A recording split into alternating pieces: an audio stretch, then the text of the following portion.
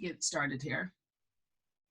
All right, so good morning. So this morning we're doing a Science at Home Zoom session, and we have Jeff Philliber with us. And Jeff is an environmental planner here at the lab. Jeff, you've been here for 22 years. 22. 22. Okay, so I always like to ask, how did you get here? What's your background? How do you become a environmental planner? If somebody wants Jeff's job, let's say if there's a student there, they want your job in, let's say, 10 to 12 years, what would they have to study? Right. So in college, I majored in human biology. And from there, I went to an environmental consulting firm for 4 years, where they really taught us the basics of CEQA, NEPA, how to write technically, that sort of thing. And from there, I went and spent 4 years at the United States Environmental Protection Agency, where I conducted NEPA review of military base closures in Region 9, if that means anything to anybody. And following that, I came to the lab, and I've been here for 22 years since. So I was curious when I met you. It's kind of like we're talking trees the first time we met each other. How did your job tie into what you're going to talk about today? Oh, sure. So the environmental planning position is a real catch-all for all kinds of issues that one might not even think of as environmental. So, for example, if I can do this from memory, aesthetics, biological resources, air quality, cultural resources, which includes the National Historic Preservation Act and history, on down through geology, seismicity, hazards and hazardous materials, hydrology, water quality, noise issues, planning issues like land use, plans and policies, traffic and transportation, utilities, energy, greenhouse gas emissions, all sorts of things fall under the, that was most of them, not all of them. So preparing a presentation like this is, for me, being able to touch on some of the things that I work with as part of my job. Well, sounds good. Why don't you get started and show us what you are here to talk to us about today? Sure. Oops. Let me see. Sure, absolutely. So let me just get back up to the beginning of my slides. So I have this dual screen thing. Here we go. All right. So thank you. So hello, everyone. Thank you for bringing me into your homes today. I hope everyone's doing well. As I just mentioned, as the lab's environmental planner, I have the good fortune to study our laboratory's natural resources and its history as well. So I'd like to share some of that with you today, appropriately on Earth Day. So I'm hoping we can have a little fun with this. It'll be sort of a whimsical look at times, but maybe we'll all pick up something or two as we go. I also want to make sure to thank Wayne Magnuson, who's our geotechnical expert for the laboratory. He's a consultant, and Preston Jordan, who's a geologist at LBNL. Both of those gentlemen took some time out of their week to take a look at some of these issues on the slides and make sure that it's accurate and that they added some things as well. So I really appreciate their input. So as we go, first thing, just a quick summary of what we're going to look at today. We're going to look at historical issues, geology, paleontology, land use, and trees. And then, time permitting today, we'll also look at our current natural resources, which include our waters, surface water, particular habitat, plants and wildlife, and also trees again. Trees are an interesting resource because they really are the connection between the lab's history and its future as well, right? These trees were here, many of them, most of them were before we were born, and they'll be here long after we pass on. So the trees are particularly interesting. So I hope to get through at least the trees today, and maybe we'll get through the whole thing. We'll see how it goes. So just to take care of business, and most of you, I'm sure, know this, the lab's 202 acres. We're situated in the East Bay Hills. We are actually on the dividing line between the cities of Oakland over here on the right side and Berkeley on the west. We are about 4,000 people distributed in about 2 million gross square feet of built space that's primarily owned by the Department of Energy. We enjoy a Mediterranean climate. We sit on an urban wildland interface, which is very important both in terms of wildlife and wildfires. We're part of the Strawberry Creek watershed, and about a third of the site is developed and about 2/3 is undeveloped open space. So we'll start with geology, and that really deals with the rocks underfoot. It's certainly the oldest part of the lab, and we can say, in fact, our youngest rocks are about 10 million years old, and our oldest rocks are about 100 million years old. And so one question might be, if we don't even see these rocks because they're underlying the surface soils and buildings and asphalt, why are these rocks important? And so I can give you a couple of good examples, but in general, their knowledge of these rocks is especially important in the ops divisions because they're essential for understanding what kinds of building foundations we need, understanding slope stability. EH&S is particularly concerned with groundwater movement, how plumes move through the ground, how fast they'll move, that sort of thing. They tell us about strength, porosity, fracturability, stability of our structures and landforms. They inform us about landslides and landslide repair, and hydrology and slope stability. So just an anecdote, back in 1973, the lab experienced the heaviest rains that we'd ever had on record. And this caused some differential movement between two types of rocks below McMillan Road. So what happens is you have these rocks, these bedrocks laying side by side, and they moved because of being the saturation from this rainfall. They moved a little differently. They behaved differently hydrologically.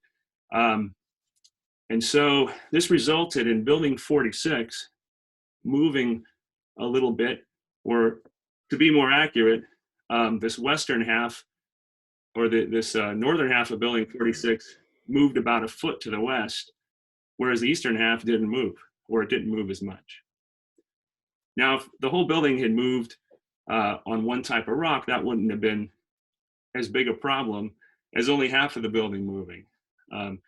And so we were able to repair this bedrock issue and fix the building such that it would never recur.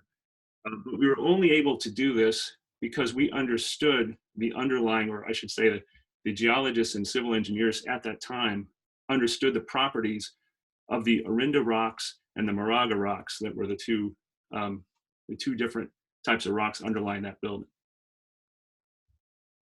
If you go down to building 46, you'll also see that as part of the repair, they left the building shifted. So there's about a 1 foot offset where those arrows are. Little trivia thing you can show your friends. Another interesting story has to do with the infamous caldera theory, or to put it another way, CRT Helios, the general purpose lab, Bella and Cirque versus the volcano. So the way this story goes, from about 2007 to 2012 or so, the lab's building projects were attacked with an unrelenting string of lawsuits filed by an activist group. All the projects named here are among those projects that were sued. These suits, they were filed just one after the other, and what they sue is our environmental documents that are prepared to support and to gain approval for those projects. In order to bolster their case in court, the activists recruited a UC Berkeley emeritus professor by the name of Garnis Curtis, who's an expert in the East Bay Hills geology, and they promoted what is called his caldera theory as a key reason why these projects should not move forward and why our documents were faulty. Since Curtis was recognized as one of the world's experts in East Bay Hills geology, using his theory and his credibility in court was a powerful obstacle for us, or a very formidable strategy on their part. So his theory goes like this. This is a drawing that Garnis actually prepared. Sorry for the graininess of it. his theory is that the lab here's the ALS dome, for example.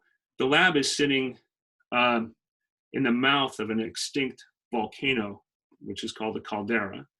And so here's this bowl right here that I'm tracing. That's the limit of the caldera. And in his theory, there's no underlying bedrock whatsoever at the lab. Instead, we just have these big chunks of rock floating among liquefiable soil and mud, holding up this whole this soup, as he sort of put it, is this lattice work of brittle shale and sandstone, which itself is butted up against the Hayward Fault. So as his theory goes, during the next big earthquake on the Hayward Fault, this fragile shale dam would fracture and break, and LBNL and all of these new buildings that we were proposing were going to slide down on this liquefiable soil into UC Berkeley or maybe downtown Berkeley. Guess we won't need to use the buses to get to BART. So when we argued that indeed our buildings are anchored in actual bedrock, and we have the data to show it or to prove it, his counter argument was, no, you're not in bedrock. You're just drilling down till you hit one of these floating rocks, and that this will provide you no support whatsoever when this happens or when the soil liquefies. So fortunately for us, we had on staff a former student of Garnis Curtis and an eminent geologist in his own right, and that's Preston Jordan. And I don't know if you know him. He used to be in the Earth Science Division. At the same time, he was in the EH&S Division, using his expertise in geology. And he and several others, including the lab's environmental attorney, Nancy Ware, were able to create a team that led our defense in court. And in court, Preston helped us to argue on the basis of substantial evidence that we, in fact, could predict where our bedrock was, that it was indeed bedrock. And our evidence for this were literally thousands of well-documented wells, borings, trenchings, and other excavations that we've conducted over many decades. So fortunately, and it's never a guarantee, the judge looked at the rational evidence we presented, saw that we were indeed experts of our own rocks, and we won all 5 cases that went to court. The caldera theory was discredited finally after several years of being used against us. The opposing attorneys lost money, and therefore the storm of environmental lawsuits abated. So the next question, I guess, that comes up is, why is there even controversy over something as seemingly simple and slow changing as our underlying geology, right? I mean, after all, geological strata often follow a conventional pattern with older rocks being on the bottom layer and younger rocks being basically piled on top in strata, like this schematic core sample would show. And then the whole thing would follow surface geology, right? So if you have a hill, all the layers would follow with the hill. So this predictable pattern is probably the case for most of the other laboratories around the country in the DOE system. But for a shelter-in-place appropriate analogy, let's look at a piece of chocolate layer cake to serve as why the lab's geology is so complex.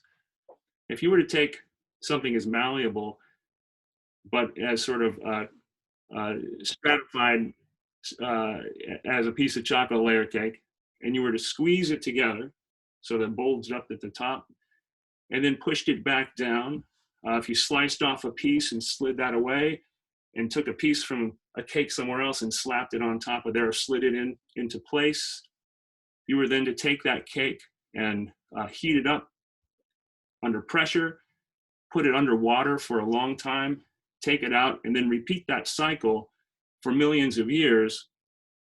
In the end, you would end up with something that was very hard to predict. In fact, you'd end up with what we have in the East Bay Hills, which is called a geological melange, a complex, chaotic assemblage of diverse rock types. And so our local geology is among the most complex that can be found anywhere on the planet. That fact, along with our earthquake issues, our steep slopes, and our complex topography, make geotechnical issues very complex here and very important. So hug a lab civil engineer or a geologist if you run into one. They got a hard job, just don't do it right now. Our most important rocks on our site, the most ubiquitous rocks, are the Great Valley Group, which are sedimentary rocks. They're very durable and stable. Orinda rocks, or Orinda Formation rocks, which are sedimentary rocks. They're not so durable, but they're very unporous. Water doesn't get through them easily. And Moraga rocks, or Moraga Formation, which is volcanic rock, lava and basalt. It's durable and strong, but very fracturable and porous, so the water travels through it easily. So the next question is, how did these rocks form at the lab? And the best way to do that, and to understand the lab site's formation in general, would be to journey back in time. So imagine, if you will, that we had a time machine and we were able to stick it right about where the ALS is today. And we set the dial back to look at how the lab formed, or this lab site formed. Here we are looking west, of course. And quick pro tip, we're gonna spend a lot of time underwater. So this would be that view from our time machine 200 million years ago, looking westward, that same view we just had. This is the Mesozoic era, the early Jurassic period. The great dinosaurs roamed the earth. Our site is covered by ocean. The Earth's landmass is largely behind us. If we're facing west, it's mostly to the east, and it stops right about where the Nevada border is with California. The landmass behind us is a megacontinent. It joins North and South America with Europe and the African continents. The Atlantic Ocean doesn't exist yet. In front of us, so looking back west, the oceanic crust, the land that's underneath the ocean, is called the Farallon Plate. And it's moving eastward and passing beneath us to ultimately be subducted below the western edge of the continent behind us. And I'll have a diagram to help show that in a moment. So 150 million years ago, looking eastward, so now we're looking back towards the continent. It's the late Jurassic. The oceanic crust moving toward us is bringing seafloor sediments and land masses, and it's crashing into this continent. And what happens is it's subducting. It's going. This Farallon Plate is moving below. It's crashing into the continental plate, and then because it's a thinner plate, it's losing the war. It's having to be thrust beneath the continental plate, and that's causing tremendous heat. And the heat caused an upwelling of volcanic material. It created volcanoes along this ridge, and that became the Sierra Range here. And let me just show you another slide. So here's a diagram showing what's happening. So this Farallon Plate is subducting. The friction and pressure from the subduction is causing heat. The heat is bringing up these volcanic materials here. At the same time, what's happening is as these mountains, as these volcanic mountains grow, there's a lot of erosion from these mountains is piling into this now shallow inland, or the shallow sea, and is creating sedimentary rock. It's basically the sediment is settling down, and over time and with pressure, it's turning into rock. That becomes the Great Valley sequence. So this is the first type of bedrock we have at the lab. The lab would be right about here. Something else interesting happening is this Franciscan assemblage. This will be important too to understand our local geology. So as this plate is subducting, it's as if you took a knife or something and try to push that piece of cake into that knife, the stuff on top of the cake, maybe the icing, would accrete. It's called accretion. It's piling up on top of the knife, and so this will become the coastal range of California. So this is the mountains where San Francisco and the peninsula and up in Marin, that sort of thing. These will eventually peak over the water. So this is 100 million years ago looking west. It's the late Cretaceous period. We have a warm climate, high sea levels, marine reptiles and dinosaurs dominate the earth.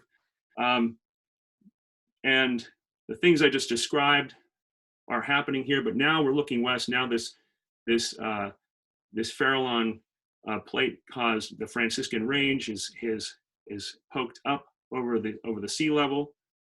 And let's move on here. So now, jumping ahead 12 to 15 million years ago, we're looking west. This is the Tertiary period. It's the Miocene epoch, warm global climate. Grasslands for the first time are making their debut. We're looking to the west. In the foreground would be where San Francisco Bay would be. It's called the Franciscan Valley ultimately. And what's happening is there's an enormous mountain range now has grown from this accretion. And from this mountain, there's erosion that's coming down and creating sedimentary rock in the valley. We're part of that valley at this point. The East Bay Hills do not yet exist. And that becomes the Orinda Formation. So this is the second type of rock. Again, an indirect result of the Farallon plate moving into the continental plate. If this were a cross-section schematically of today's Bay Area, where the lab is here in the East Bay Hills, and this is the San Francisco Bay, what you had at that time was, again, this big mountain range right here, and the lab down here at the top of this valley. The Orinda Formation is sandstone and mudstone, and again, it flows off with both rain and erosion to create that plate. So now something interesting happens at this point. The tectonics change, and that happens because the Farallon plate has spent itself. It's now gone. It's completely underneath the continent, and so now we have the Pacific plate bumping up against the North American plate. And so now, rather than having them moved together, now they're starting to slide against each other in this. I'll show you. So from here, now we have this action. It's called a strike-slip fault. The San Andreas is the most famous strike-slip fault in the world. Technically, at this time, it's not the San Andreas fault. It's a little bit eastward of that. That's what's happening. And this would be where the Hayward fault is, and this is the Calaveras fault. They play up in this as well. So what's happening now is this plate's moving up here, and the prediction is in 15 million years, LA will be right next to San Francisco. So you can take the Anjuda bus to Disneyland, I guess. At about 10 million years ago, because of that lateral movement we just saw here, this opened up, basically sort of thinned out the surface of the earth in that spot, because you're basically stretching and creating a fissure from these plates moving against each other. And this allowed the hot underlying magma, and again, this was heated up from the Farallon plate friction. This allowed this magma to well out in the form of volcanic activity and just upwellings of lava. And that covered everything where we are right now. And that actually became the Moraga Formation. So the Moraga Formation is volcanic rock. So now we've got the three types of rock. We have the Great Valley sequence on the bottom, and then through accretion, and that was formed sedimentary rock formed from the Sierras eroding into the shallow sea. Then on top of that, we had the Orinda Formation, which was erosion coming off of that big rock sitting in San Francisco Bay. And then finally, we had that lava come on top of everything. That's the Moraga rock. So you have your three layers that form the lab. Of course, they don't sit in that configuration anymore for the reasons we discussed with the chocolate cake. But that's the three types. You can go to the Sibley Volcanic Preserve a couple miles away from the lab, and see some interesting evidence of past volcanic activity. So one final question here is, what happened to that mountain range that was sitting in San Francisco Bay? And because now the bay is a valley. And conversely, what happened where the lab was sitting in a valley, right? And now we're sitting on a hill, or sitting on a small mountain range. And the answer to that question, the first question, has to do with those plate tectonics. That big chunk of mountain range slid up to the northwest about 50 or 60 miles over the last 10 million years or so, and it's gone, and it was just replaced with a valley that became the Franciscan Valley, or the San Francisco Bay. The answer to the second question has to do with these faults. We're situated between the Hayward Fault and the Calaveras Fault, and those faults squeeze the land in the middle together such that the land is pushing up, it's upwelling, so that the mountains, that what was once a valley, grew into a range of hills that became the East Bay Hills.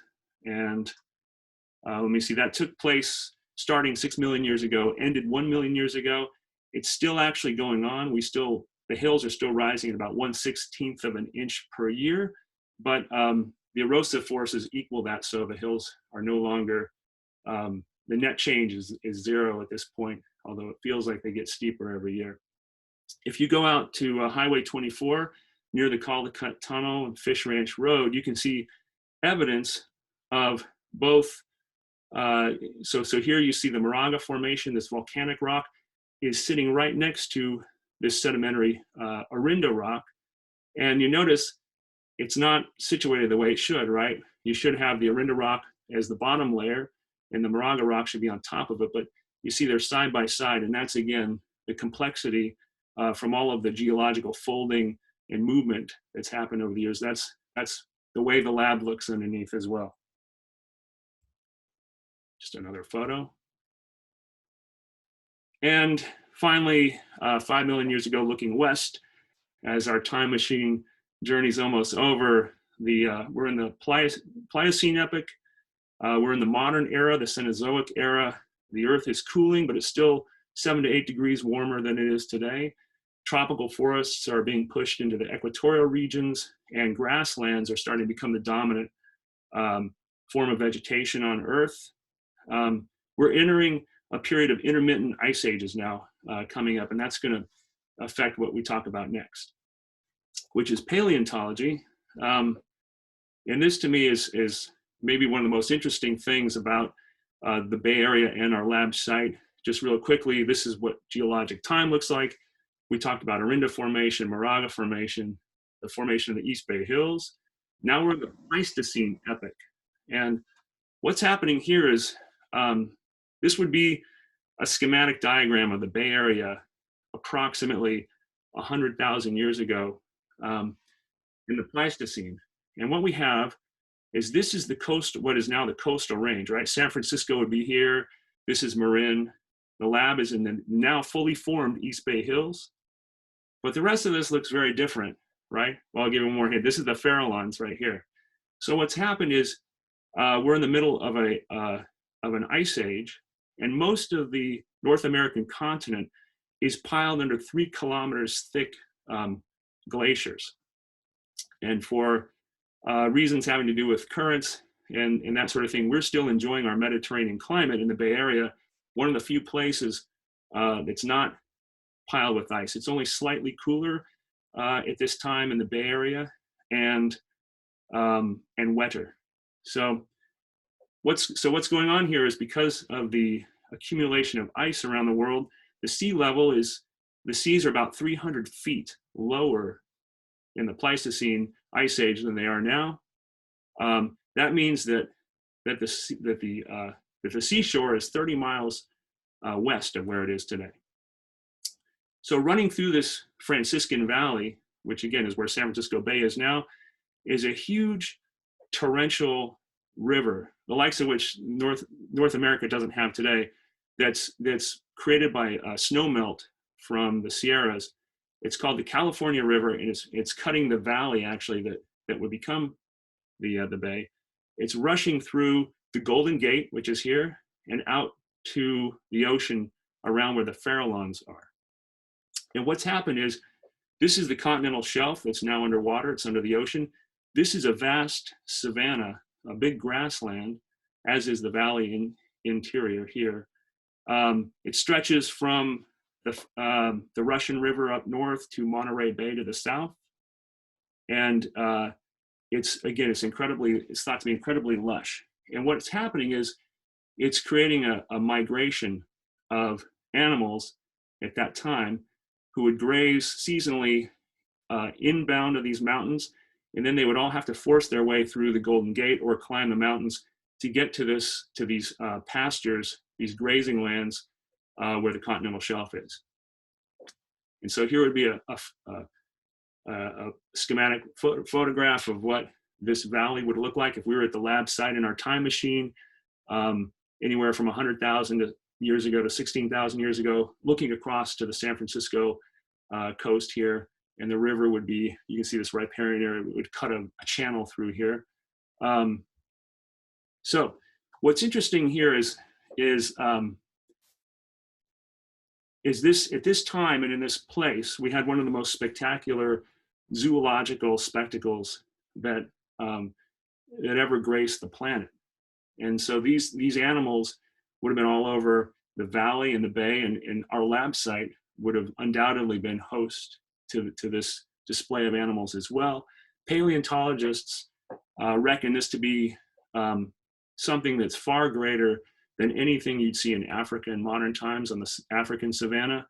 The thing they compare it to would be the height of the Jurassic period, when the greatest period of dinosaurs. And so we'll go over what are called the Rancho La Brean megafauna, or these giant mammals that roam this area. So first, just talking about the herbivores, there's a lot of conventional sounding animals that would have been existent here, all kinds of rodents, prairie dogs, beavers, badgers, etc., even moose, but some more exotic or extinct species as well. Giant beaver, tapir, the giant horse, American zebra, let's see, the large-headed llama, I'm just going to guess why it's called that, probably has a big head, the western camel, different kinds of oxen, and the ancient bison, which is an enormous bison, as well as the mastodon. Mastodon, with 16-foot-long tusks. So imagine this plain and the hills covered with grass being grazed upon by these kinds of animals. There was also giant ground sloths. These were up to 10 feet in length, would weigh up to 3,000 pounds. One of these is called Jefferson's sloth because Thomas Jefferson dabbled in paleontology, and he thought that this was, he found the claws of one, I guess, fossil remains, and thought it was a giant cat of some sort. The longhorn bison. Now this would have been the dominant species at that time in this location, the dominant grazer. It's a giant cousin to our modern bison. These large herds would again would graze together. They stood over 8 feet at the shoulder, and their horns would have been 8 feet from tip to tip for an adult bull male. They would weigh over 4,000 pounds as compared to a 1,000-pound modern bison. So that makes them heavier than a modern giraffe. The Columbian mammoth also walked through the Bay Area and lived here, 13 feet high at the shoulders, weighing up to 11 tons, probably the largest mammal ever to certainly step foot in the Bay Area, much larger than a modern elephant. These had a huge impact on the local environment, just as elephants do in Africa. They tear up forests, they create grasslands. They probably, some people think they created California's vernal pool system by just creating these wallows that they would that would become hard clay pan soil. Some people even theorize that, like African elephants, they might have created the forerunner of our road system, in the sense that when elephants walk back and forth between water holes, they create incredible game trails that other animals then use. And eventually, local people use those game trails. And sometimes those, through force of habit, those trails become built into roads. So who knows what impact they might have that's still felt today. Now, these herbivores were feasted upon by the Rancho La Brean carnivores, and we had a host of more conventional sounding animals all over the place. Again, imagine these things crawling everywhere, including our site. Everything from fox to bears. Some more exotic creatures that were present at that time include the dire wolf, jaguars, the American cheetah, the scimitar cat, which is a kind of saber-toothed cat-looking thing. We had the American lion, which was the largest lion that ever existed, 25% larger than the African lion today. It also has the largest brain case and is therefore thought to be probably the most intelligent of the big cats ever. There's the saber-toothed cat, the Smilodon. These are not related to modern tigers. They're larger than tigers, more muscular in the forelimbs, and it's thought that they eviscerate the prey of these giant herbivores with these teeth, and then they would run back and let them bleed out, and then predate upon them. So that's the purpose of that giant tooth, is these were ambush predators. The apex predator was the giant short-faced bear. Apparently, or according to theory, an incredibly rapacious animal, huge teeth, not like the omnivorous teeth of a modern bear, but just big slashing teeth. They were thought to be able to run in bursts of speed up to 40 miles an hour with their long legs. And so these would have been much, much larger than modern bears. And then feeding on the carcasses, giant teratorns. These are cousins of California's giant condors, but they're much larger.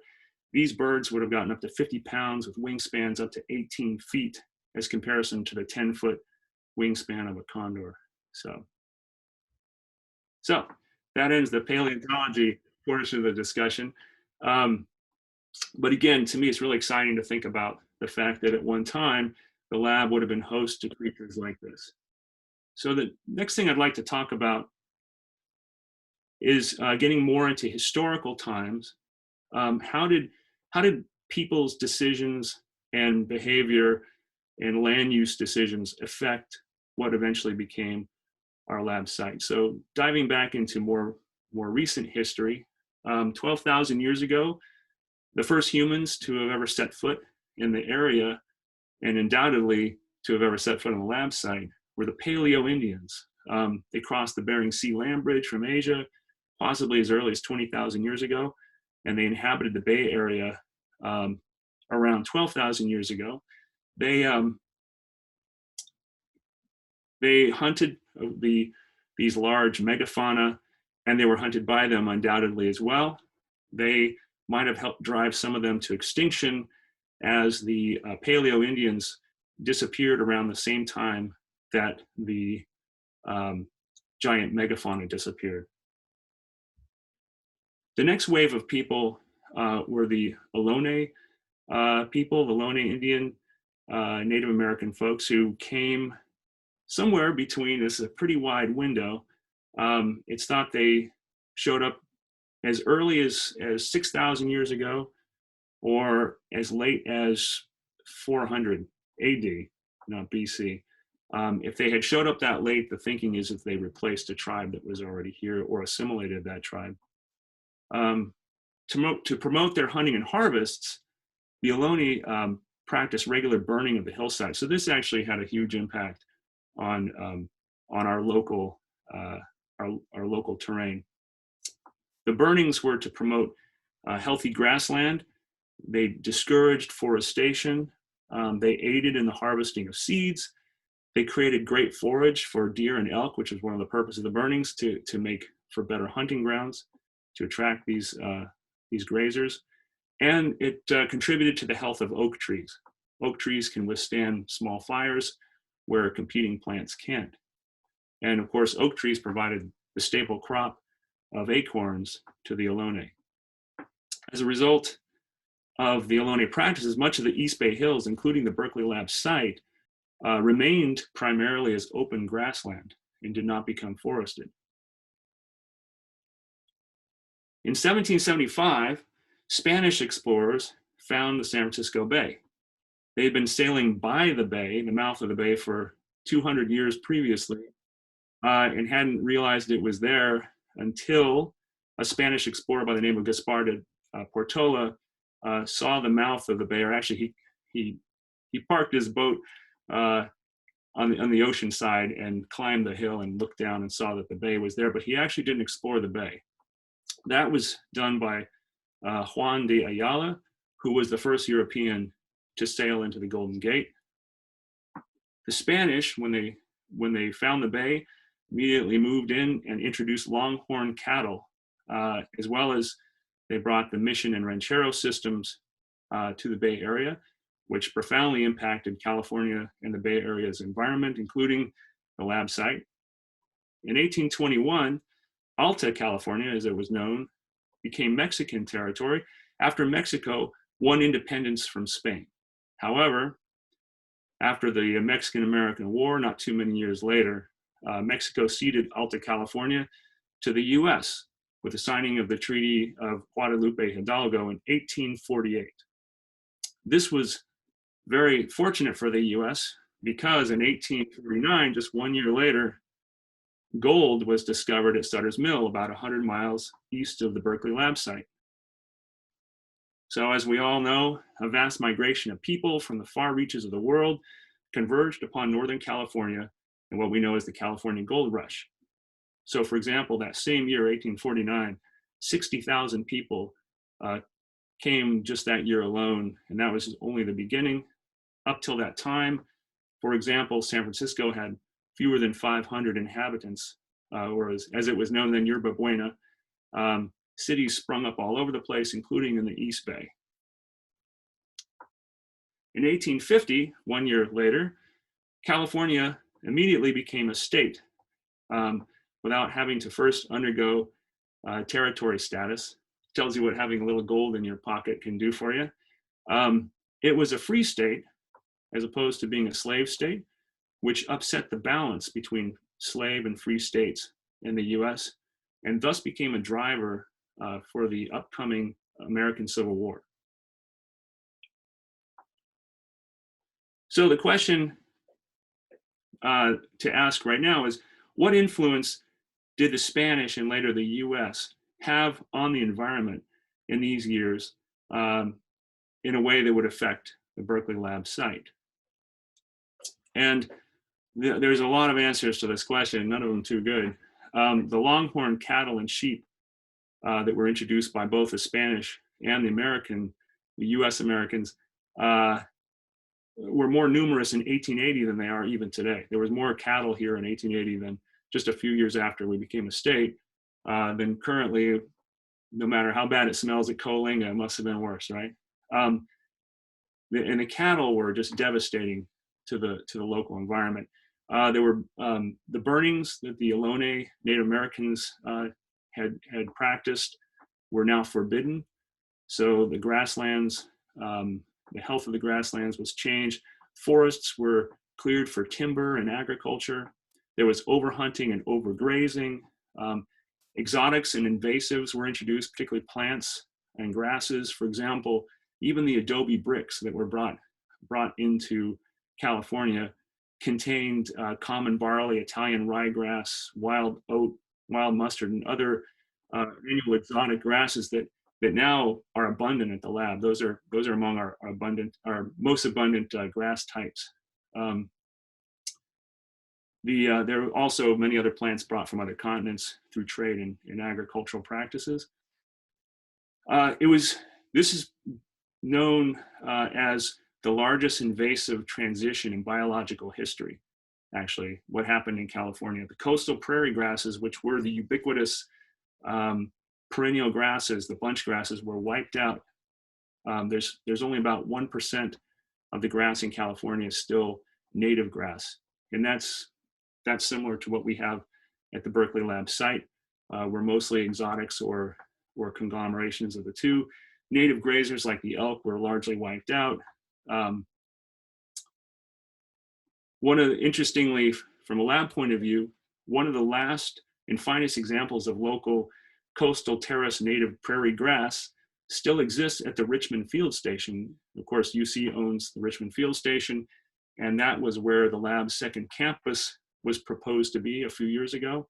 And when we conducted the environmental reviews and the planning to stage that second campus, we heard very loudly and very clearly from the California Native Plant Society, who let us know that stand of grass was there. And so they educated us quite well. We didn't really know anything about it, nor did anyone else, but we made sure that the plans for that campus preserved that huge stand of grass there. The next thing that happened that impacted the lab's environment was the University of California's flagship campus was developed and was in Berkeley, and it set in motion the future of the LBNL site. In 1866, the Berkeley campus site was purchased by a private college called the College of California. The College of California was desperate for funds, so they merged with a state-run college called the Agricultural, Mining, and Mechanical Arts College to form the University of California in 1868. UC was temporarily housed in Oakland in their offices there as the Berkeley campus was being developed, and it was later first opened and occupied in 1873. The state of California, which is so rich in natural resources and was seen as so ripe for development, was very eager to fund this kind of education. So they through what's called the Morrill Act, they threw money at the university to set up agriculture and engineering schools. Next interesting thing to happen that had a profound impact on our site was in 1910, a short-lived company was formed that even 100 years later, after its demise, has a huge, huge impact on our site. And I'll talk about that when we talk about trees, but the owner of the company and the inspiration behind it was a guy named Frank Havens, and his company was called the Mahogany, Eucalyptus, and Land Company. And he radically transformed the entire East Bay Hills ecology. And we'll talk about that in a moment. You can probably guess where that one's going. In 1938, the next big move that impacted our lab site was Ernest Orlando Lawrence invented his first cyclotron accelerator. This first accelerator was just a 5-inch device you could fit in the palm of your hand, It cost about $25 in parts, and it would lead to a Nobel Prize for Lawrence and a race for bigger and more powerful particle accelerators. He followed this up with his 11-inch cyclotron, and then a 25-inch cyclotron, and then his 37-inch cyclotron. The 37-inch machine, by the way, can still be seen outside the Lawrence Hall of Science. If you drive by on Centennial, you can see it from the road. And you notice these things are growing exponentially in size. The inches just describes the diameter of the magnet that goes inside the yoke. Lawrence's 60-inch cyclotron was enormous, and it strained the capacity of UC Berkeley campus, the radiation lab, or RAD lab, to hold it. But Lawrence still wanted to go larger, much larger in fact, to a whopping 184 inches. So just to get an idea, take a look at the yoke, which is the upside down horseshoe that they're sitting on here, and then compare that to the 184-inch yoke, which is so big it doesn't even fit in this picture. But you can see it, everybody standing underneath the yoke here. This magnet alone would weigh 4,000 tons, and it would be almost impossible to acquire in the metal-starved economy of the US as World War II was raging in Europe and Asia. But Lawrence persevered. he had an amazing ability to sell his vision and to assemble diverse teams of top people. And most importantly here, to get money out of people to fund science. In fact, I think he convinced the US Telegraph Office to donate the magnet, but let's see.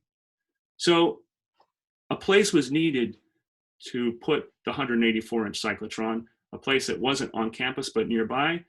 Charter Hill was selected for its proximity, yet it was secluded.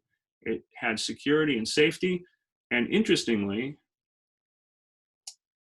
it had a bench-like stability provided by its unique bed of Moraga and Great Valley rocks that were interposed together without the Orinda rocks. So Orinda is more erosible. These are very stable rocks, and they created this bench that that was ideal for the ALS because it needed that. It was very heavy, and it needed to not move. It needed great stability. It couldn't sink into the soil. It took about 2 years to prepare the site and to build the 184-inch cyclotron. There's breaking ground, moving up. Ironically, when the facility was completed, but before they could switch it on, the cyclotron had to be temporarily converted into a machine used to separate isotopes of uranium for the Manhattan Project in World War II. So it would be a long time before Lawrence actually got to play with the machine that he had built for its intended use. Lawrence's vision for the 184-inch cyclotron forever shaped Charter Hill and its future. And Building 6 with its iconic dome did not become a Berkeley landmark only for its scientific importance or by happenstance. Lawrence wanted a statement that would sell his scientific vision, so he commissioned famed architect Arthur Brown to design the structure. And Brown had famously designed several buildings locally, including the San Francisco War Memorial Opera House, the San Francisco City Hall, and Coit Tower. And so when you analyze these buildings together, you can see that despite their tremendous functional differences, there are definitely some similarities in their architectural styles and decisions. So for example, even though you have this City Hall is this Beaux-Arts type classical building, and the 184 is more of an Art Deco building. They both have this lateral symmetry from side to side. They have this pronounced dome with a cupola on top, and it's offset from this more neutral color with a more bright color. I mean, so there's just, you can see and then the ring of clerestory windows is very similar. Again, just in style. And you can also see this with Coit Tower, which, like the 184-inch building, is an Art Deco building. It's cylindrical in form. It has those rings of windows in the upper stories, and it also similarly has a prominent place on a hill overlooking a sophisticated urban area. So again, it was careful, I think, decision making on Lawrence's part to hire the right architect to sell his vision. So Old Town began as a high security facility due to the war effort. After the war, the lab quickly grew to 134 acres, and it claimed every buildable plateau it could for constructing research and support facilities. I don't have time for, I had a gag about the Coke there. After World War II and the end of the Manhattan Project, the federal government funded Lawrence's largest accelerator yet, the Bevatron. And in large part, it wasn't because the government was so interested in the science that excited Lawrence. It was, according to my reading, the government was more interested in keeping together the scientists who had worked together so successfully on the Manhattan Project. A lot of these scientists didn't get along so well after spending so many years cooped up on this effort. And of course, everyone has their own vision and their own ego. So it was not a sure thing that a lot of scientists were going to stay together and work collaboratively. So when Lawrence proposed the Bevatron, the U.S. government saw with the Cold War coming, or it was already here. They saw a great value in supporting the Bevatron and making this a location where scientists would want to come. A canyon was carved out of the North Fork of Strawberry Creek. So where the Bevatron was, where IGB is today, that plateau used to be a deep ravine with the North Fork of Strawberry Creek running through it. There's about 2 or 3 branches of that creek. So they filled it in to create that Bayview Plateau. And of course, BioEpic is the next building proposed to go there. The creek was just channelized and it comes out, it daylights down below the Blackberry parking pit, right? So I think the final big historical event that I want to talk about that really impacted the lab today from a natural standpoint is the East Bay Hills firestorm of 1991, which wiped out many neighborhoods in Oakland and the Berkeley Hills. It threatened the lab, it threatened UCB. It was a horrendous firestorm. So what happened as a result, by 1996, the lab and DOE were very interested in moving forward on aggressive vegetation management. Let's see here. So this was from the fire. You see, what we wanted to do was to remove highly flammable eucalyptus trees, eradicate low-hanging limbs and other ladder fuels, and establish defensive perimeters around buildings. The problem was that adjacent to the lab, this was the way the lab looked before 1996. You can see it's just this little, the East Canyon is just this little part here and through there. These adjoining parts we were very vulnerable to the vegetation in these parts. But UC Berkeley, which this is all Regents land, by the way, but UC Berkeley managed these areas as part of its Hill campus. And the Hill campus is vast, and UC Berkeley just didn't have the funds to be able to do the kind of aggressive management that we knew we needed to do in order to create the kind of firebreak environment that we wanted. So in a negotiation with UC Berkeley ceded over 66 acres to us in 1996, which brings us to our present configuration today. And again, it's just management areas. It's the UC Regents own everything. So that brings us to trees, and I'm just going to look behind me at the clock real quick. Oh, it's 12 minutes. So I think we can get through the trees, and then maybe I can blow through this stuff. I apologize if we don't get to everything. So let's just talk about our native trees real quick. I'm going to breeze through some of these slides. These are our native trees. We have coast live oak, the California bay laurel, the big leaf maple, and the arroyo willow are the main natives. There are other trees that are not necessarily native to our site, but that are certainly native to California, or they are familiar conifers, including coastal redwood, giant sequoia, dawn redwood, Monterey pine, Torrey pine, and Canary Island pine. We have exotic hardwoods like the blue gum eucalyptus, which we'll talk about, and the acacia.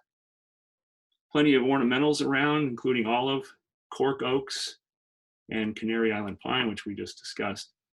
So spend a little time talking about some of the more interesting trees here. There's the coast live oak, which was, again, so important to the Ohlone Native Americans. They subsisted on its acorns. Its wood was an important source of fuel for not just the Native Americans, but also the Spanish. And its hard, twisted wood was used to make special joints for ships. Otherwise, the wood was not good for lumber. It's highly adapted to our dry climate. It has thick bark that's conditioned to withstanding fire, for example. So low and medium intensity fires usually spare oaks, but they kill the other plants around them.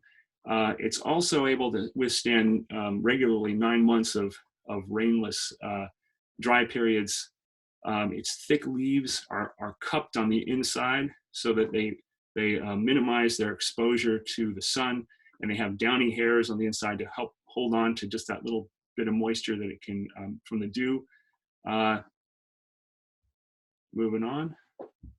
The California Bay Laurel goes by a lot of names. Acacia, black myrtle, California Bay, mountain hemlock, the Oregon myrtle, and the pepperwood.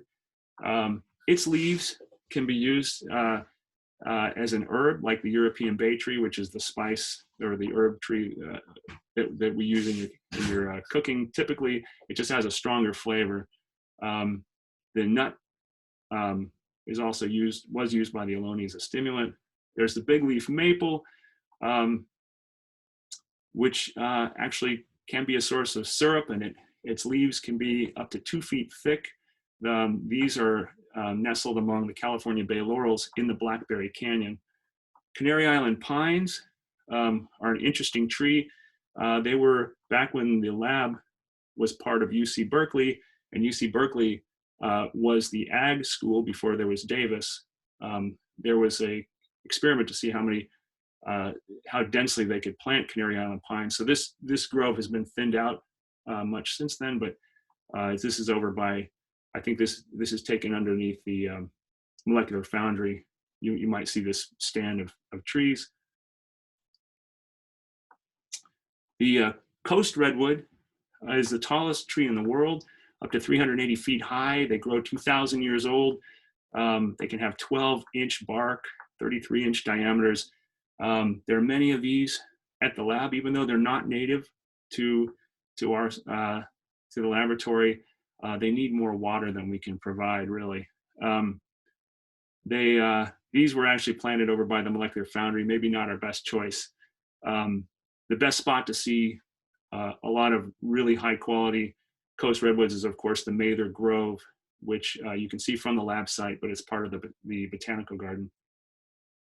Giant sequoia trees. We have a nice grove over behind the general purpose lab. These trees are the most massive tree in the world. They can grow over 300 feet tall and live for over 3,000 years. The bark can get to be 31 inches. They can become 40 feet in diameter. The interesting thing here is in the last year or two, we discovered that these trees were dying off because they're not getting enough water. So as an exception to our sustainable rule that we don't typically irrigate trees after an establishment period, we got permission to make sure these get water so that we don't lose any more giant sequoias. That was a dawn redwood at one point that died. I'll speak about the dawn redwood. So we thought dawn redwood was an interesting tree. It was thought that they were extinct worldwide. At one time, there were redwoods all over the United States, and they were wiped out in one of the ice ages. It turned out that a UC Berkeley paleontologist named Ralph Cheney discovered the dawn redwood was still alive or still in existence in Lichuan, China in 1944. He brought back seedlings in 1948. And so this, what was once thought an extinct tree, is now present at the lab. I thought that this was the only one at the lab, but it turned out our arborist spotted a bunch of them south of building 62. So I'm happy to report we have all three kinds of redwood trees on site. Cork oaks are very picturesque and interesting trees. These are over by the guest house. They have extremely thick bark, which is actually used for making corks and cork board. The Portuguese sustainably harvest most of the world's cork supply from trees like these. They just peel the bark off, and then 10 years later, enough bark's going on, they can just go back and peel another crop off. So they just have 10 years of rotating trees in. They do this with 250,000 cork oaks per year. So if you want to see some lovely trees right over by the guest house, you'll still see some. We unfortunately lost a few, but there's still a few left. The Kennedy trees. So 3 Canary Island pines were planted by JFK when he visited on March 23rd, 1963. This is the south entrance to Building 88. And Kennedy came and toured the lab, and as a symbolic gesture, he probably had a shovel in his hand or something and dropped the trees in the hole. But these are considered to be the 3 Kennedy trees. If you ever want to take a look, share your friends. In this picture, you can see from left to right, that's Edwin McMillan, Glenn Seaborg, JFK. This is Edward Teller and Robert McNamara, Secretary of Defense. Lawrence had unfortunately died in 1958. This is 1963. Blue gum eucalyptus. I promised I'd tell that story. The Tasmanian blue gum eucalyptus, by the way, is the tallest hardwood and the tallest flowering tree in the world. UC Berkeley actually has some of the world's tallest eucalyptus down on campus. In 1910, a real estate mogul, I think he owned the Claremont Hotel and most of the undeveloped land in the East Bay, named Frank Havens, came up with a great get-rich-quick scheme. Well, he was already rich. He planted several million blue gum eucalyptus and red gum eucalyptus and Monterey pines along a 14-mile strip in the East Bay Hills in a way to turn trees into cash. California desperately needed lumber, and it also needed tree oil to feed its many nurseries and sawmills and its industries, right? I mean, there was a huge demand for lumber. So so he planted all these trees in 1910 after he formed his company, but by 1914, his company went bust because they figured out that the eucalyptus were generally unsuitable to be used as lumber until they were at least 150 years old. And there were other environmental factors in Australian and Tasmanian soil that also might have made them more conducive to being used as lumber. So basically, he planted all those trees for nothing. The oil was also low quality here, again, probably just due to local environmental factors and the age of the trees. So he went bankrupt on that company and walked away and left us with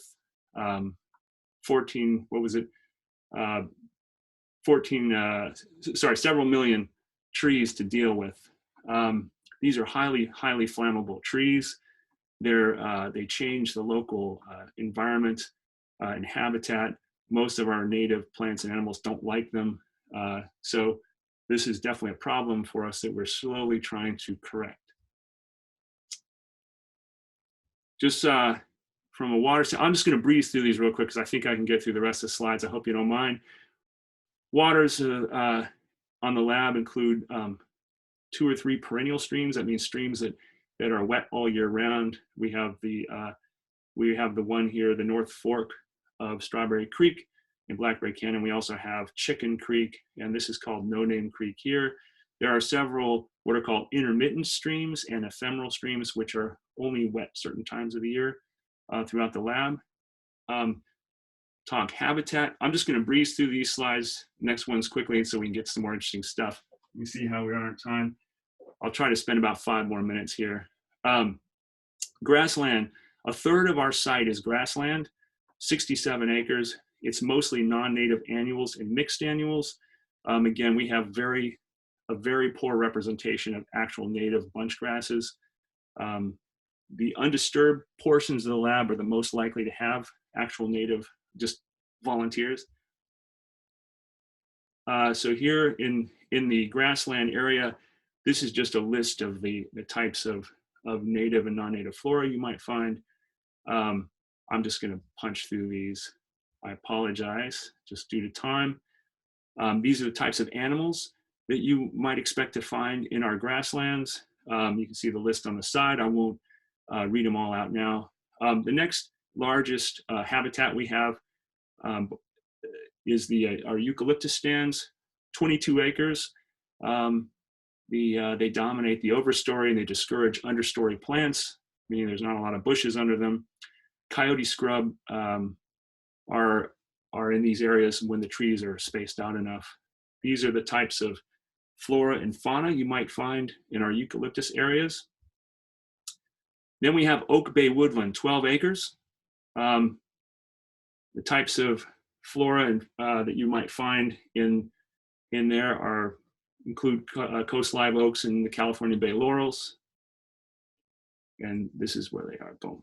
So here's some of the flora and fauna you might find, again, in these areas. This is 9 acres now of, I'm sorry, this is coast live oak woodland. You see different kinds of bats and lots of reptiles and lots of different types of birds. Coastal scrub areas, there's 8.5 acres of coastal scrub. We have sagebush and coyote brush scrub are the 2 types. These are highly variable plant communities. Here are the types of plants and animals you might find there. Again, I know I'm not giving enough time on these, but take a quick look at that. And here are more fauna. Conifer stands, we have 7 acres. These are interspersed throughout the site. Often mature single species tree stands, little pockets here and there. The understory can be fairly sparse because these put out a lot of duff, a lot of material that covers up plants. Here are the flora and fauna you might expect to find in those areas. And we have 5.5 acres of California Bay woodland. Most of it is occurring over here in the drainages of the Blackberry Canyon pit. Here are the kind of animals you might expect to find in that location and plants. We have a very tiny pocket of arroyo willow riparian scrub. It's 6/100th of an acre. It's a tiny microhabitat, and it's found only in the Blackberry Canyon drainage. And that's what you would find there. And here are some of the animals that might be present there. Okay, we've been through that. Oh, and then in the freshwater seeps and in the aquatic areas, again, here's some of the plants and animals you could find there.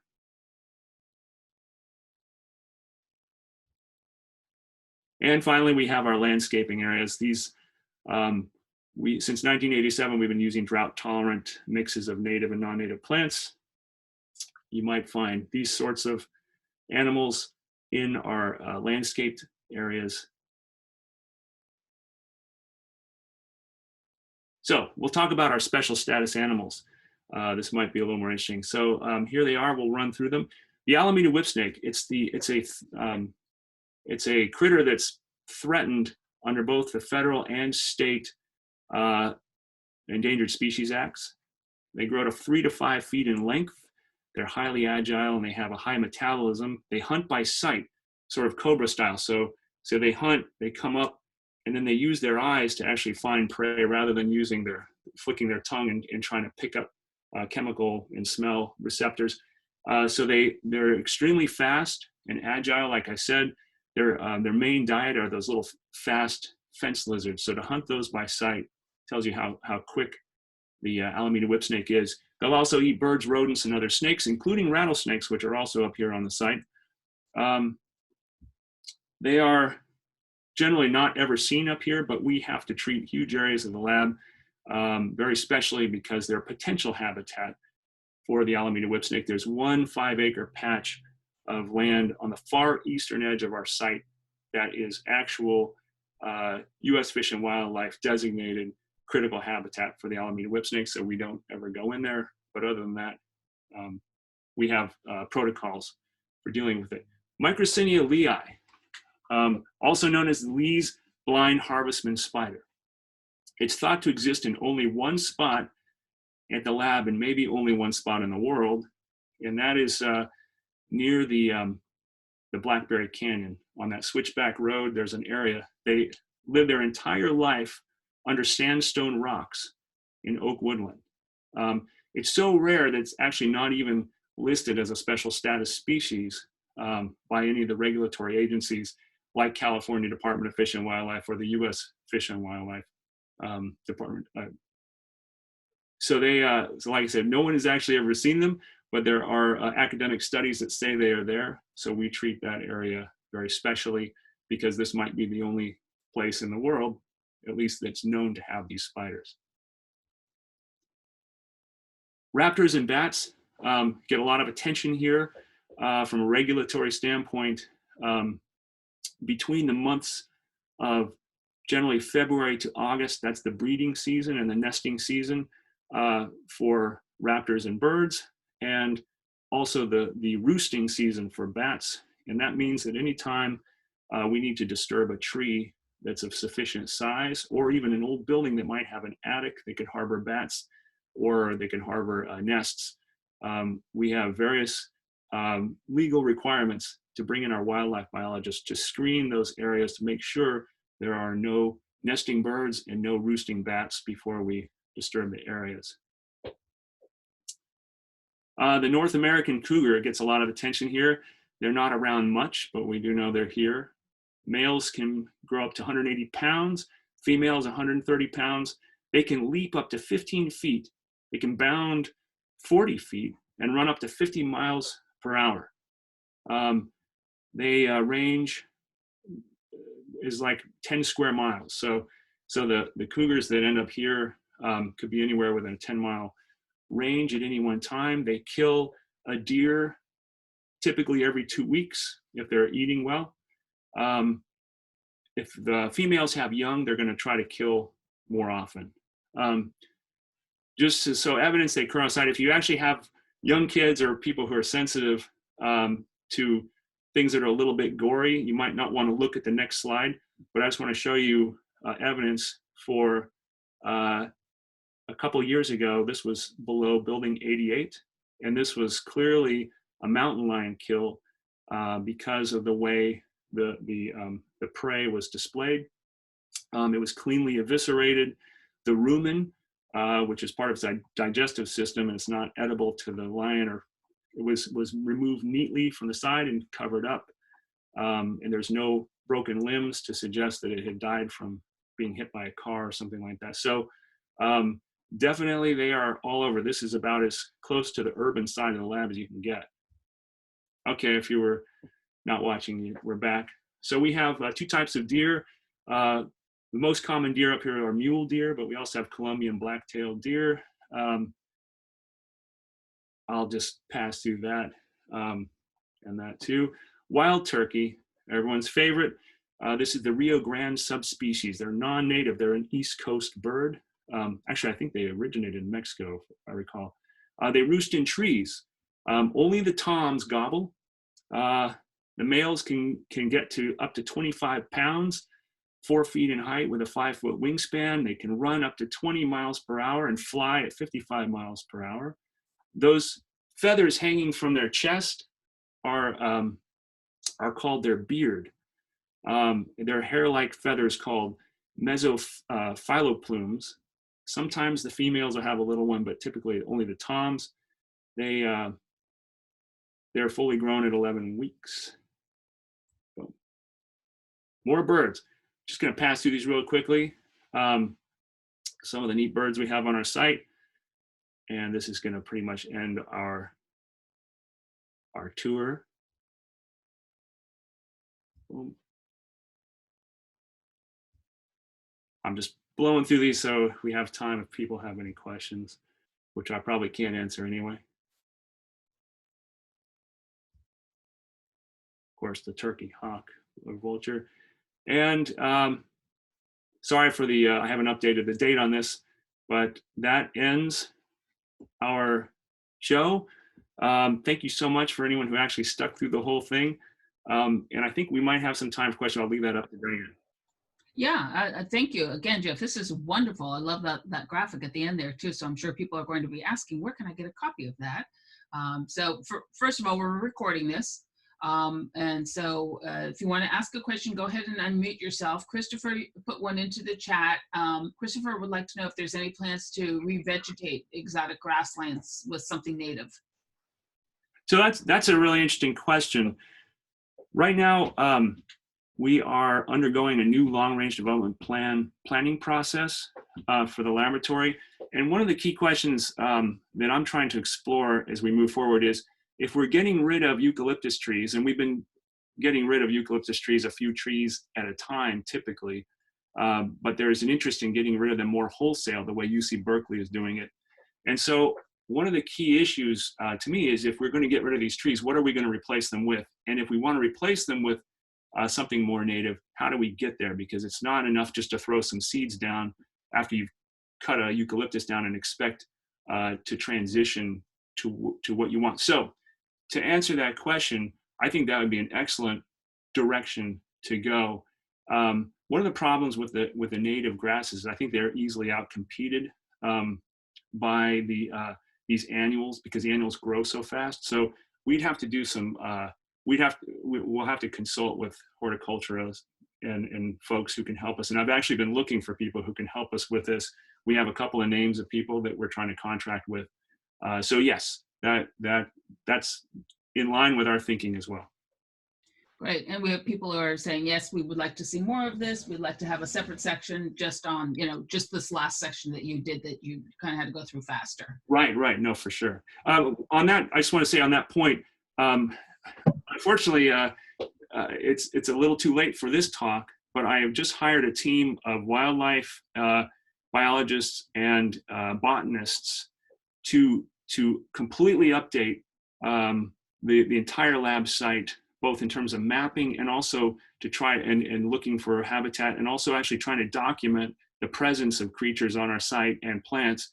And they were supposed to have come out what turned out to be the first week of our stand down. So that information, one reason I kind of held off a little bit is this is about 10 or 15 years old, really. I'm really looking forward to having that new information and hopefully photographs and things to share with everyone. And we will definitely do that once we have it. That's great. And I know that we've also talked about, once people can come back, we can talk about doing something in person and do some other things. Let's look at a couple other questions here. Any fossils ever discovered at the lab? That's a really interesting question there. Just a side note, we're talking about the Rancho La Brea megafauna, and mastodon tooth and some remains were found at the Lawrence Livermore site a few years back, and that there was a lot of excitement over that. I don't know of any fossil remains that were actually found here, although that's a question we could ask UC Berkeley, because they're excellent in that. They have an excellent department that looks into that stuff, but I don't think so. Okay, that would be great. We love our deer, but we just need to ask. There were a few carcasses found near the foundry earlier this year. Was that somebody or something getting to our deer?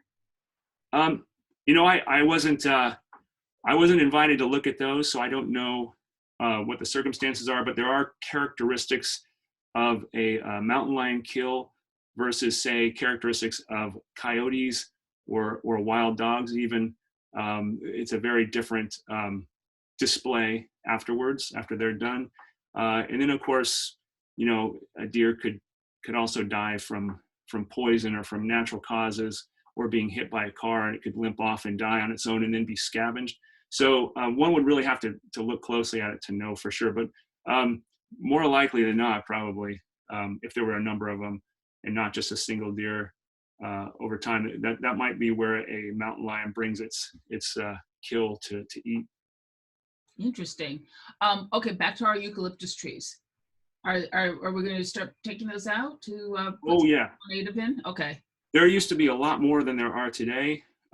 There's been a huge effort, as I mentioned, in the aftermath of the East Bay Hills fire, to go through and try to replace as many as possible. Again, not just for fuel reduction reasons, but just because they're just bad for our local environment. So also UC Berkeley right now has an environmental impact report out, because they're going to do a massive clear cutting of eucalyptus trees. In fact, that exercise they did up by Centennial Road was an emergency, considered to be an emergency action, so they were sort of exempt from going through the CEQA process. But they're going to have to do CEQA on that's an environmental review process on this major project. So there's going to be a huge reduction in eucalyptus trees in the area surrounding us, the Hill campus of UC Berkeley, when they're finished with their report and when they get the approvals. For us, we want to make sure that clear cutting is the right approach, is the only thing. I'm not sure it is. Our fire folks would love to be able to just get rid of them quickly once and for all, and maybe that's the best thing to do, but we are all moving in that direction. Just how quickly we get there is the only question. And then when you take them out, do you replace them with something that is native? Yeah, so that's the, as mentioned in the earlier question, I think that question, or that really needs to be thought at. We really need to be thoughtful about that, because the approach of just cutting the trees, and then of course, blue gum eucalyptus will always remain unless you treat the tree stumps. They're incredibly hard to get rid of. But then just, for example, throwing down seeds is not going to do it. There's soil chemistry, and there's certain, like if we wanted to get to, say, native grassland where there used to be eucalyptus, we wouldn't just plant the native grassland. We might have to go through and plant some sort of understory transitional bushes to create perhaps shelter for eventually getting to the native grasses. So it's called a biological transition. So yes, so we're looking into all that stuff, and we want to go that direction. Great. Well, we're almost out of time. So yes, you got a resounding yeses from people. We want to do something when we can come back and do a walk. We want to see what your new biologists come up with. Last question though, wildlife webcams. Do we have any on camp or on the site? And if so, is there a place we can go see them? That's an interesting question too. I think when Al Benitez was in charge of protective services, I understand that he had cameras put all over in some of the undeveloped as well as the developed areas of the lab for security reasons. But apparently they had night vision on some of these cameras, or maybe all of them. And apparently there's a lot of interesting, wildlife that can be viewed in these areas, especially at night. So I've not seen them myself. Al Benitez, of course, retired. I assume that those cameras probably still exist. Maybe for security reasons, they wouldn't want to make them live cams or something. But yeah, I'll talk to protective services and see what the status is of those cameras, and whether, I mean, it'd be neat if they could put together highlight footage of nothing else, saying, hey, here's mountain lions walking around, or here's various animals. So yes. That would be incredible to see. So again, thanks so much. So we're going to look at this and see what else we can do, because this was extremely popular. And I think it's very helpful to visitors that come on site as well to know what sort of animals live here, even if you can't see them. So again, thank you, Jeff, and thank you to everybody so much for joining us today. And we'll let you know if we're ready to do another one, Jeff, as soon as you get a chance to recover from this. Thank you. Thank you so much. Thank you, everyone. And thank you, Diane. You're welcome. Bye. Thanks, Jeff. Thank you, Jeff. Thanks, guys. That was great. Thanks, Jeff. Awesome presentation. Thank you. Thank you. It was great. Thank you. Thank you.